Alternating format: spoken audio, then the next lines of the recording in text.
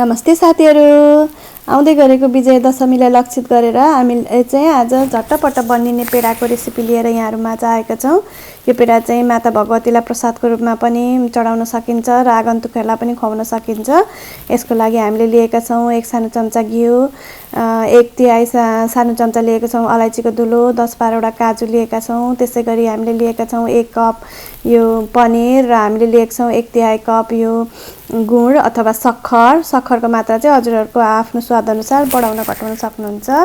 अब हामी बनाउँदै छौं एउटा ब्लेन्डर जारमा चाहिँ हामीले राख्यौं पनिर, त्यसपछि हामीले राख्यौं काजु। अब हामी यसमा सक्खर राख्दै छौं। सक्खरलाई चाहिँ मसिनो गरे पनि राख्न सक्नुहुन्छ। हामीले यसरी ब्लेन्ड गर्यौं र अब यसलाई यस्तो मसिनो स्मुथ पेस्ट बनाएको छौं। यो पेस्ट चाहिँ हामीले यसरी एउटा कराईमा खन्याउँदै छौं। कराईमा हेर्न सक्नुहुन्छ हजुरले सानो सानो सक्खरको दाना रहेको छ। यो पछि पग्लिने छ अनि त्यसपछि हामी यसमा घिउ राख्दै छौं 1 चम्चा र अब हामी यसलाई लगेर ग्यासमा राखेर मध्यम आँचमा यसरी चलाउँदै पकाउँदै गर्दै छौं।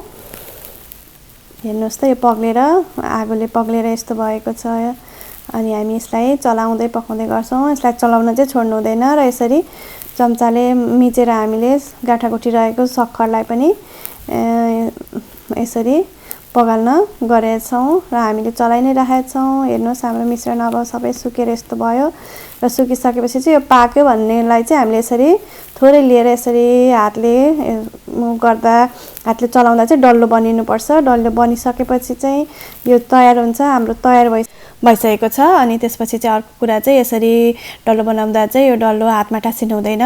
हाम्रो चाहिँ तयार भइसकेको मिश्रणलाई चाहिँ अब त्यसमा हामी राख्दै छौं अलैंचीको धुलो र यसलाई राम्रोसँग चलाउँदै छौं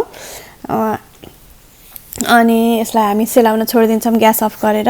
अब यो सेलाइसकेपछि चाहिँ अलिअलि मनतातो हुँदाखेरि चाहिँ हामीले यसरी वरिपरिबाट खुर्केर यो सबै मिश्रणहरू एकै ठाउँमा बटुल्छौं र हातमा चाहिँ घिउ राखेर हामीले यसरी हातलाई ग्रिस गरेको छौं र अब चाहिँ हामीले यो मिश्रणलाई हातमा यसरी लिन्छौं सबै एकै ठाउँ बटुलेर अनि त्यहाँदेखि हातमा लिएर चाहिँ हामीले यसरी यसलाई स्मुथ बनाउँछौं।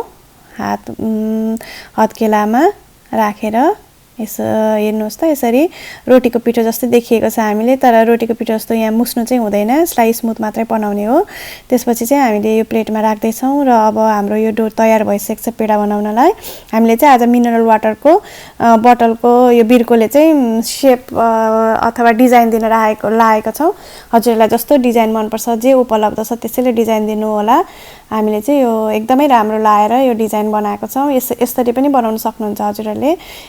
थोरै पेडालाई लियो अनि गोलो बनाएर अनि मिनरल वाटरको बोतलले चाहिँ यसरी थिचेर पेडाहरू बनाएका छौं। हजुरहरूले पनि यो पेडा बनाएर खानुहुन्छ होला भन्ने हामीलाई लाग्दछ। यदि हजुरहरूले बनाएर खानुभयो भने कस्तो भयो भनेर चाहिँ हामीलाई तल कमेन्ट बक्समा भन्नु होला। एकदमै झट्टपट बनिने रेसिपी हो। हामीलाई चाहिँ यो बनाउन 15 देखि 20 मिनेट लागेको थियो, धेरै बेर लाग्दैन। हेर्नुस् अब हामीले धेरैवटा पेडा को यसरी डल्लो बनाएर राखिसक्यौं र पेडा बनाउँदै छौं। अब सबै पेडा बनाएर हामीले तयार गरिसकेका छौं। अब हामी यसरी प्लेटमा राख्दै छौं। हजुरहरु पनि बनाएर खानु होला र आफ्नो अनुभव हामीलाई भन्नु होला। समय दिएर साथ दिनुभएकोमा धेरै धेरै धन्यवाद। Thank you for watching. Please subscribe and watch our video. Thank you.